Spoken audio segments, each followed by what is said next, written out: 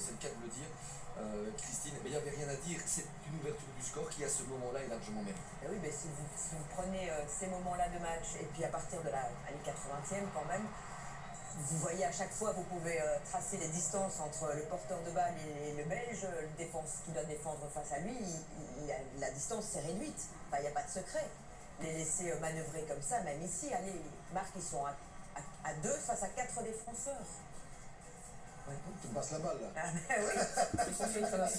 Non, on a été passif, voilà, on a eu un problème. À un moment donné, comment on fait pour pouvoir redresser la tête? Bah, tu vas juste de l'avant et tu le fais. Et je pense que là, on voit que le banc, en fait, c'est eux qui décident le match. Et quand tu veux vraiment gagner quelque chose ou avancer dans un tournoi, c'est ça que tu as besoin. C'est le banc qui fait la diff. Oui, parce qu'à ce moment-là, c'était donc 2-0. Christine, on ressort les images qui nous ont vraiment fait mal au cœur et qui nous ont énervés aussi parce qu'on n'avait pas envie de voir ça à ce moment-là. Alors peut-être que ça a été le déclic vers ce qui s'est passé ensuite. Mais à ce moment-là, on se dit, ah non, pas comme ça. Mais en fait, il y a deux points de vue. Le problème, c'est qu'il y a des caméras. Et donc, c'est à la vue du monde entier. Ouais. Seulement, personnellement, il me semble qu'à un moment, il faut se parler, parfois durement, comme dans toute dispute de vie, quelle que soit la situation, et oser. Et là, Juri Tielemans prend ses responsabilités de capitaine. J'entends qu'il y a de la frustration, c'est bien, ça veut dire qu'il y a de la réaction. Mais voilà, c'est ça. Romelou, mais entre les deux, calme les gars, ouais. Voilà. Parce que c'est pas des jeunes, hein. Mais ça, ce sont les nouveaux cadres. C'est les cadres, hein. Donc, Et si Tielemans monte le ton, c'est que ça ne va vraiment pas. On a vu son flegme et son... Il était généré après une demi-heure. Et on peut s'engueuler en s'aimant aussi. Est-ce qu'on tient le même discours si jamais, à la suite de ces images-là, il y a élimination? Et ou alors, on dit on a complètement perdu le groupe, ça... Il est la pierre angulaire de l'équipe. Et il se retrouve aujourd'hui dans un système à 3 dans l'entrejeu, avec deux autres mi-offensifs, hein, ces fameux 8. Et donc, comme l'impression que depuis le début du match, parce qu'il a déjà eu des gestes envers Rudy Garcia, il ne se sent pas dans le confort d'une rencontre. Et c'est pour ça aussi qu'à un moment, ça part sans doute dans les tours. On ne peut pas lui donner tort et on ne peut pas regretter qu'il ait agi comme ça, puisqu'on a aussi parfois posé la question, laissé la question en suspens, est-ce qu'il a le charisme nécessaire pour être un capitaine? Là, aujourd'hui, il a été un capitaine comme on en a rarement vu. Oui, mais tu sens quand tu es dans l'entrejeu, quand tu prends l'eau. J'ai joué assez souvent, donc à un moment donné, il voit les choses, il dit ça ne marche pas comme ça, tu vois. Et c'est ça qu'il a dit à son entraîneur. Là, tu ne peux pas le faire comme ça sur le terrain normalement. Tu peux aller le voir, tu peux. Mais il y a urgence. Comme tu dis, il y a tellement de caméras, oui, mais ne le fais plus intelligent. Ouais. Va sur la ligne.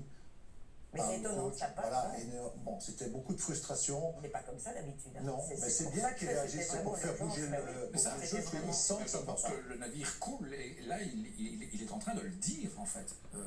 Et je trouve qu'on a un solide capitaine qui mérite tout à fait son brassard par rapport à son attitude, par rapport au pénalty. Et parlons des choix aussi. Tant qu'on était dans la période de difficulté, la réconciliation arrive. Ce sera le prochain épisode de la série. Mais d'abord, Lukaku parlait. Fallait en avoir. C'est peut-être son dernier tournoi, donc voilà, c'est un grand monsieur quand il sort en tout cas. Oui, De Bruyne. Doku, lui, n'était pas du tout satisfait de sortir. Plus. Après, on pourra poser la question, est-ce qu'il est à 100%? Fallait-il l'aligner au début? On peut aussi refaire le débat par rapport à ça, parce que visiblement, à 100%, au vu de cette prestation-là, après c'était collectif. Pas tiré du tout sur un individu. Ah non, du tout. Et on est toujours là. Bien sûr. Donc il aura un rôle à jouer sur les prochaines rencontres aussi. Dans l'impact qu'on doit mettre, encore une fois, et c'est Marc qui le disait, il faut que le pressing soit chorégraphié, il faut que tout le monde presse ensemble. Et il y a souvent un déséquilibre. Donc, sur les côtés, il y a eu encore un déséquilibre aujourd'hui. Il y a un moment où c'est normal que le sélectionneur prenne une décision, mais quand on est en contraste, comme vous le disiez aussi Jérémy, avec l'attitude de Bruyne qui est très calme pour sortir, on aurait pu l'imaginer beaucoup, avec une réaction beaucoup plus épidermique, il ne l'a pas. Donc, 10 ans plus jeune. Voilà. Janice, il va falloir y avoir discussion de toute façon entre les deux, parce que là, il s'est passé quelque chose, le résultat aidera de toute façon, à faire que le collectif aille vers l'avant. Oui, bien sûr, et je pense que, comme on a dit, De Bruyne, il a vraiment bien réagi, il n'a rien montré. Doku un peu moins, mais on a vu aussi quand on a marqué le but, tout le monde était là. Ouais. Et ils étaient à fond à courir aussi, donc je pense que c'est des professionnels, ça arrive, et ils passent à autre chose. Il ne faut pas faire un drame quand on est un peu énervé et que c'est un match, justement, il y a de l'engagement, il y a de l'adrénaline, donc c'est bien qu'il y ait une réaction. S'il n'est pas content, tant mieux qu'il n'est pas content, mais l'entraîneur prend la décision, point. De Bruyne et Van Aken, juste avant de de redémarrer le deuxième carton. L'estimage. Et voilà, ce sont des images, des images fortes qui vont rester aussi. Bonne chance pour la prochaine composition, hein, parce qu'à un moment, il va falloir faire des choix. Oui. C'est vrai, un peu étonnant de voir De Bruyne sortir plutôt que Van Aken, parce qu'en plus, il a l'air dans son match quand même encore. Van Aken remplacé quelques instants plus tard par Moreira. Voilà, mais franchement, oui, il y a des moments comme ceux-là qui créent aussi quelque chose. On a beaucoup parlé de Mexico 86, il y a eu des choix très très forts qui ont été effectués aussi par le sélectionneur, par le groupe. Voilà, ça a créé une dynamique. Bah, ce qui est chouette, c'est qu'on pourra encore préfacer, débattre de la prochaine compo. Ce sera face à la Bosnie ou face aux États-Unis en 8e de finale. Revoyons nos buts, à commencer par celui de Romelu Lukaku, le 2-1, puisqu'on était à la phase de la réconciliation. Après, c'était l'épisode de l'espoir, Hervé. Oui, absolument. Cet espoir-là, il n'est pas du tout fin. C'est quelque chose qui est très réel. On a vu dans la qualité des relations qu'il y avait entre ça et ici, Lukaku. Et Moreira qui va presser. Hein. Il n'a rien perdu de son instinct de buteur. Parce que vous ne m'enleverez pas de la tête qu'il sent le jeu, qu'il sait où se mettre. Et que cette touche-là, alors il y a de la réussite. Est-ce que ce n'est pas effectivement ça qui nous manque? Et Moreira, effectivement, dans ce jeu-là, apporte toute sa vista. Meunier Lukaku, ça passe bien quand même. Hein. Oui. Bah, oui. Même quand c'est via défenseur adverse. Ouais, voilà, mais un peu de chance. Mais Meunier est très haut. Normalement, il est back à la base, hein, mais là, il est attaquant droit. Donc, Et dans cette Coupe du Monde, c'est là où il est sa position au tout début de sa carrière. Il était à mon sens. Puis c'est 2-0, donc on n'a plus rien à perdre. À la 86e aussi, hein, donc c'est normal qu'il est monté assez haut. Donc voilà, ballon récupéré, un peu de réussite. Mais Romelu, une fois qu'il est comme ça, c'est fini. Il attaque au premier poteau, pied droit, pied gauche. Le nombre de fois qu'il a travaillé aux entraînements. On a souvent parlé du score Arsenal dans l'histoire du foot. Il y aura le score Belgique aussi, parce que ce 3-2, quand on est mené 0-2, ça devient quand même tout doucement une petite marque de fabrique en Coupe du Monde. Après le 2-1 vient, je vais voir si vous avez suivi, c'était quoi après? C'était le 2-2. Oui, on va revoir ce but-là qui est tombé 2-3 minutes plus tard. L'ouverture de Raskin, Christine, dans un premier temps. Il y a chaque fois tout de même aussi Raskin, bon, évidemment Diego Moreira, mais Raskin aussi, donc vraiment deux entrées au jeu qui ont été salutaires aussi pour la Belgique. Et encore une fois, ok, le gardien sort mal, mais il faut être là, il faut se détendre, il faut avoir du timing. C'est pas un buteur de tête, mais il en marque quand même de temps en temps, Yuri Tillmans. Donc, je pense que Tillmans mérite quand même beaucoup sur cette rencontre. Il mérite la palme, hein. Ouais. Mais Lukaku aussi, j'aime. Oui, mais toujours. C'est la même chose. Ouais. on va écouter le sélectionneur sénégalais dans quelques instants sur cette fameuse phase du penalty, mais cette vue sur Yuri Tillmans. Ah, il peut prendre la charge derrière. Notre capitaine, ça fera partie de sa playlist et de sa carte de visite supérieure et magnifique. On va écouter le sélectionneur sénégalais, on profite encore un petit peu du moment, on profite encore un petit peu de vous. Si vous êtes toujours là et que vous ne savez pas dormir, c'est normal. Voici Papetti, on l'écoute. Bon, écoutez, moi je ne veux pas commenter sur la décision de l'arbitre. Donc voilà, là, on est éliminé, ça fait mal. C'est sûr, après voilà, il faut féliciter l'équipe qui a tout donné. Mais malheureusement, on n'a pas pu gérer quand on menait 2-0. Et après, une fois qu'ils sont revenus, c'était pas facile. Après le penalty, bon, ça peut se commenter, voilà, chacun son interprétation. Et moi, je ne veux pas rentrer dedans. Donc voilà, faut féliciter l'équipe de Belgique qui est passée. Et nous, voilà, on s'arrête là. C'est un entraîneur qui est très classe parce que, évidemment, on a coupé une partie de l'interview. C'est pas lui qui a amené cette réflexion. C'est une réponse à la question d'un journaliste. Hein. C'est pas lui qui a directement parlé du pénalty. Non, et c'est digne. Voilà, c'est quelque chose qu'on aime entendre. Effectivement, c'est une réaction. Il aurait toutes les raisons du monde de pouvoir émettre des doutes, de se plaindre. Bon, ici, on sent quand même que c'est difficile à passer, mais il respecte. C'est Quentin Weikels, notre super éditeur dans l'oreille, il a de moins en moins de vent aussi. Hein. Je te pardonne parce qu'il commence à être tard. Beaucoup d'émotions. On se prépare, on tient le rythme. Arthur Théâtre vient d'arriver en interview. Merci pour l'info. Ben on l'écoute. Du coup, c'est parti. On monte le son. Bon, Arthur Théâtre, en 2018, vous aviez 18 ans. Belgique-Japon, ça vous dit quelque chose? Oui, ça me dit quelque chose. Ça ressemblait un tout petit peu, pas tout à fait le même scénario, mais le 2-0, 2-2, et puis le 3-2. Oui, c'est un peu similaire. Donc voilà, on vit pour ses émotions. J'espère qu'au pays, ils vivent aussi des émotions, parce qu'aujourd'hui, je pense que ça a été un moment fort. À mon avis, tout le monde a un peu baissé la tête au 2-0, tout le monde s'est dit ah non, on va pas sortir, on va rentrer cette équipe a montré du caractère depuis quelques mois. Maintenant, on est invaincu depuis un certain temps. Voilà, il faut que ça continue et j'espère que tout le monde est fier au pays. Comment on explique ce début de match, une grosse partie de match où on est absent, on est deuxième sur le ballon, où le Sénégal a vraiment la maîtrise? Ouais, premier mi-temps, on démarre pas bien. Beaucoup de passes latérales, beaucoup d'erreurs techniques. Ils sont plus dangereux, ils poussent, ils sont souvent au deuxième ballon, ils ouvrent le score avec un rebond qui est aussi un peu favorable. Ils gagnent le premier duel, un centre qui est magnifique, puis après le rebond. 1-0, et puis après directement on remonte à la deuxième mi-temps, on se dit on va montrer quelque chose de mieux, on prend ce 2-0. Et en fait j'ai l'impression que c'est bizarre, mais ça nous a totalement libérés. On est passé par les couloirs, on a mis beaucoup de centres, on a été super dangereux, et je sais pas pourquoi, à partir de la 60e, on a un peu tous senti sur le terrain qu'ils ont commencé vraiment à reculer, à avoir peur, parce que je pense qu'on commence à devenir de plus en plus dangereux.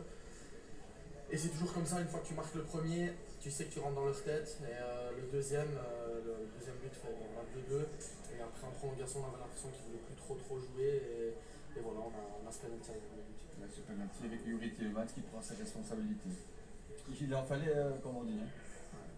Je ne veux pas être vulgaire ici, mais il a été fort et les a portés, comme on dit, et je suis content pour lui parce que c'est une personne qui travaille au quotidien, qui est un capitaine exemplaire, qui se bat toujours.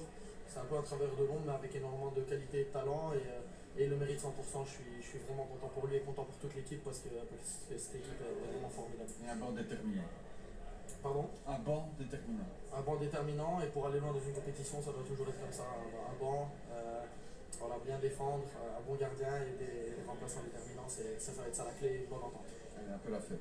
Un petit peu. La réaction d'Arthur Théâtre. On a encore quelques petites choses à vous proposer. De toute façon, on tient comme ça encore une demi-heure. Il y aura le match des États-Unis qui arrive sur Tipeee, notre futur adversaire, États-Unis ou Bosnie. Non, mais on a encore de chouettes choses à vous proposer, sincèrement, notamment cet arrêt, parce que dans tout le flot d'émotions, on a un petit peu oublié que sans Thibaut Courtois, c'est 0-3. Le deuxième but nous a réveillés. Pas tout à fait. Il a fallu encore un petit peu de temps avant qu'ils sortent du lit. Hein. Ils n'étaient pas tout à fait prêts. Et après ceci, 1 minute 20 plus tard, il y a le but de Lukaku. Donc Courtois décisif, Lukaku 1 minute 20 plus tard qui met son petit but. On écoute Thibaut Courtois. Heureux Thibaut? Thibaut, vous en avez joué des matchs, mais c'est un de ces matchs qu'on n'oublie pas, non? Ouais, ça c'est très proche de cette demi-finale que j'ai joué avec Real Madrid, avec Rodrigo qui a mis 2 buts dans 90e et dans 92e minute. C'était un peu la même émotion, on y croyait. Et le coach a dit si on met un but, on est dans le match. C'était bien que c'est passé comme ça. Je crois que c'est un match très dur contre un rival très fort. Je crois que c'est officiel, je ne sais pas s'ils ont gagné le Coupe d'Afrique, mais bon, c'est l'équipe qui a gagné sur le terrain. Et bon, c'était pas un match facile. Match à deux visages. Hein. Qu'est-ce qui explique le fait que ça a été si compliqué pendant une bonne partie de la rencontre? Non, je crois qu'au final, ils ont bien commencé. C'est une équipe très athlétique.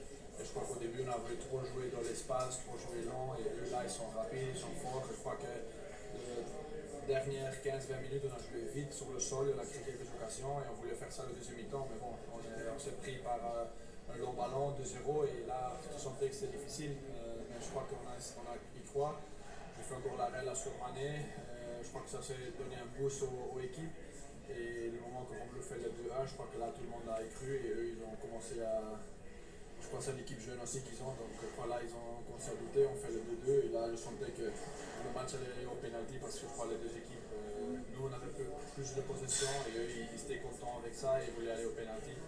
Donc la chance qu'on a arrivé au dernier minute avec un pénalty. Qui Yuri transmet très bien et là on a su faire 4 minutes mais bon, on a tenu. Votre plus beau sprint c'était pour aller féliciter Yuri. Là, je crois que c'est au final très joli, maturité de Yuri de prendre le penalty, le mettre comme ça et ouais, c'est très agréable. Il y a un classement chez Thibaut Courtois. Le classement des émotions, des retournements de situation. Il parlait notamment de ce qu'il avait vécu avec Vinicius et le Real Madrid. Je pensais qu'il allait parler du Japon. Non, Real Madrid. Il en a vécu d'autres. Il a vécu beaucoup. Il en a vécu d'autres. Évidemment, bravo Thibaut pour cet arrêt à 0-2. On ne l'oubliera pas non plus. On n'oubliera pas la montée de Morera. On va tout doucement clôturer cette soirée parce qu'on s'en voulait de ne pas vous laisser dormir aussi dans cette Coupe du Monde. Il faut être en forme à 2h du matin le 7 juillet, ne l'oublions pas. Morera, petit tour de table, Hervé, sur sa montée, sur son impact. On rappelle que c'était ses toutes premières minutes dans la Coupe du Monde. Et c'est ça que j'ai assez pertinent. Je suis content qu'il ait pris du temps de jeu et qu'il ait participé à cette solution, puisque maintenant, ça devient une réelle solution. Combien de fois il est revenu, il a récupéré le ballon, il provoque en vitesse, pied gauche, pied droit, et il est impliqué dans les deux buts. Donc voilà, une entrée remarquable pour un joueur qui n'était pas encore rentré. Donc c'est difficile quand tu es sur le banc pendant 3 matchs et tu ne rentres pas.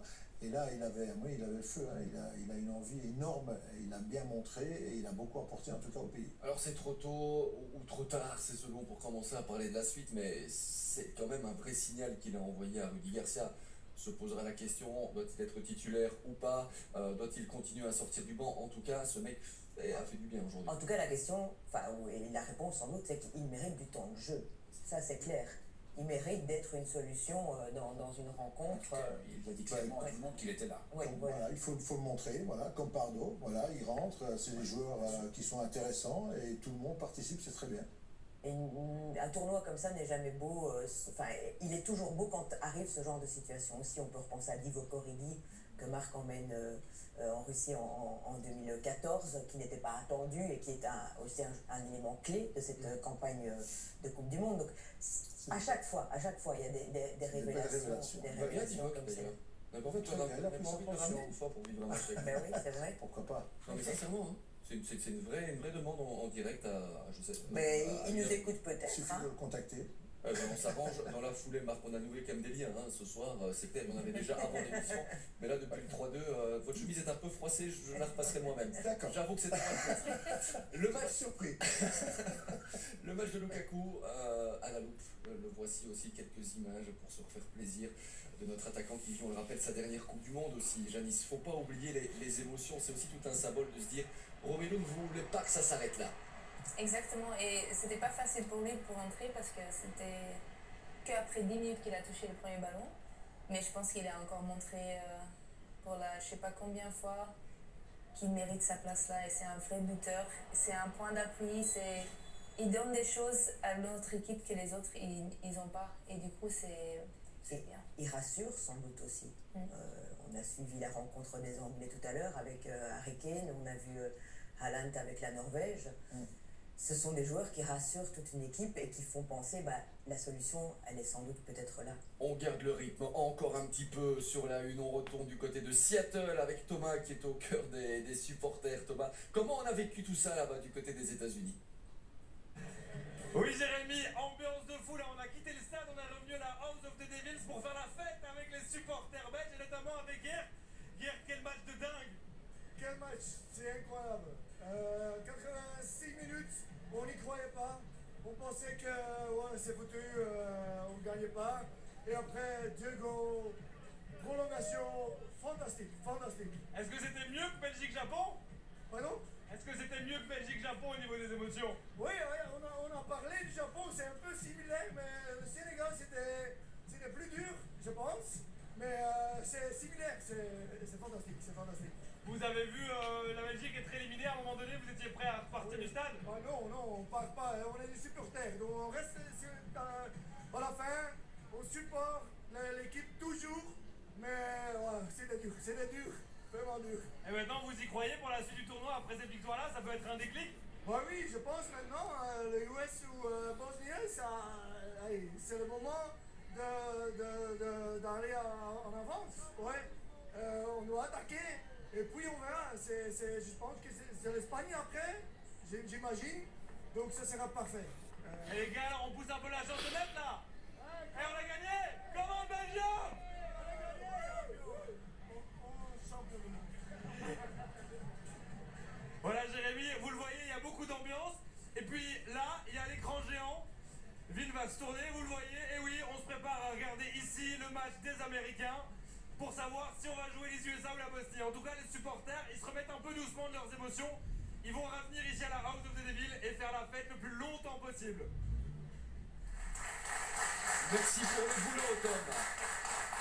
Tu viens d'être jeune papa, et peut-être que le petit a dit je vais voir papa très prochainement. Et bien non, Thomas reste aux États-Unis, et franchement, si tu peux rester jusqu'au 19 juillet, nous on signe aussi. Par contre, j'ai vu des bouts de pizza là passer, c'est pas bien de nous faire ça maintenant. Hein. C'est pas bien. Tu te regardais la réaction de Rudy Garcia et de Romelu Lukaku sur le penalty de Youri Tielemans. Rudy Garcia n'a pas voulu regarder cette image là. On la regarde, on en parle après.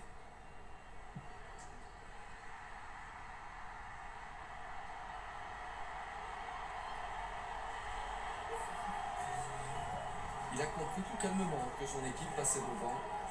Rudy Garcia qui s'assied en se disant il savait que c'était pas terminé derrière et qu'on allait encore souffrir. Et puis la réaction du boss.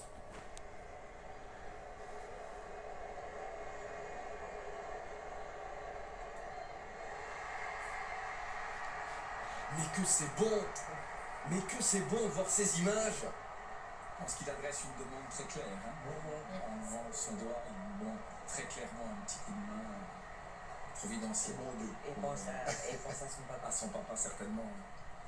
Bravo les gars, bravo vraiment, regardez ce qui nous attend pour la suite du tournoi. Les supporters parlaient de l'Espagne, ça ce sera pour les quarts de finale peut-être, pour l'une des équipes. Mais nous, il y a d'abord cette rencontre contre les États-Unis ou contre la Bosnie. On est déjà heureux de voir progresser ce petit drapeau-là. Le 7 juillet, à 2h du matin, on sera là. Marc, Christine, Hervé, Janice, quelle soirée quand même. Super. On peut pas faire mieux. Très bien. On a tout vu aujourd'hui. On a tout vu. On a tout vu dans quelques instants la rencontre donc sur Tipeee entre les